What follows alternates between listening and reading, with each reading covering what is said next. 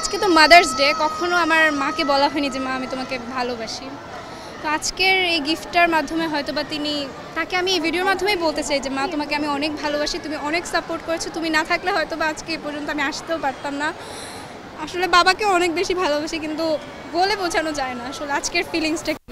অনুভূতি ব্যক্ত করার মতো না। আমি খুব খুব খুব বেশি খুশি, সারা রাত ঘুম হয়নি টেনশনে যে রেজাল্ট কী হবে। আর এখন যখন আমি দেখলাম যে আমি গোল্ডেন পেয়েছি, বলার মতনই আমি এত খুশি। বাবা মা দুজনই এসেছেন, দুজনই খুব খুশি। আর আজকে যেহেতু মাদার্স ডে সব থেকে বড় গিফট আমি তাকে দিয়েছি যে আমি গোল্ডেন পেয়েছি, এটা তো আর বলার মতো না।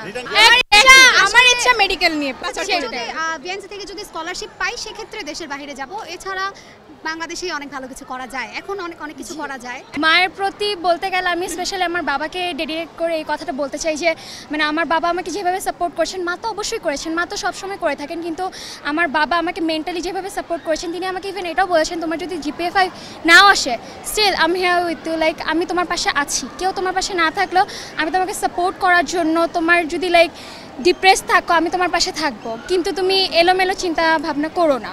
স্পেশালি আমি আমার বাবার জন্যই লাইক মানে আমার বাবা আমার পিছনে অনেক বেশি স্ট্রাগল করেছেন, এফোর্ট দিয়েছেন, মা তো সবসময় করেই থাকেন।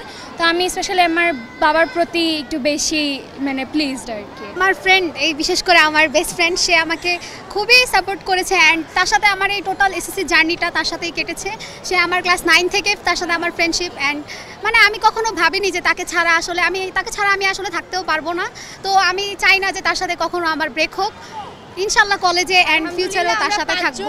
খুব ভালো একটা ফ্রেন্ড, এন্ড আমাদের পরিচয়টা আসলে সবার সাথে এক ধরনের না, যেমন ওর সাথে আমার গাছের নিচে পরিচয় ইউজুয়ালি, তো এটা আমি কখনো বলি না, বাট আজকে বললাম।